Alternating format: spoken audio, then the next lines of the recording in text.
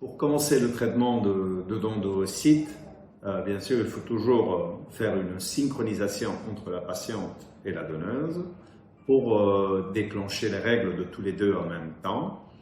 Et puis, pendant le processus de stimulation ovarienne de la donneuse, on commence à faire la préparation de l'endomètre de la patiente qui peut faire des contrôles à la maison chez son gynéco et venir à Barcelone que le jour du transfert.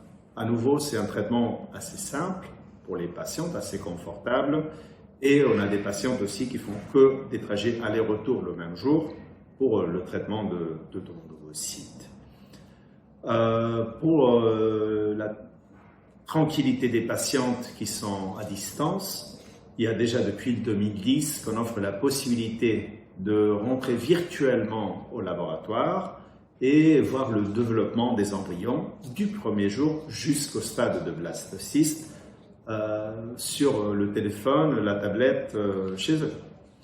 Bien sûr, c'est important du point de vue de transparence de vérifier que le développement des embryons et la qualité des blastocystes qu'on va transférer ou on va congeler, c'est vraiment ce qu'on vous dit.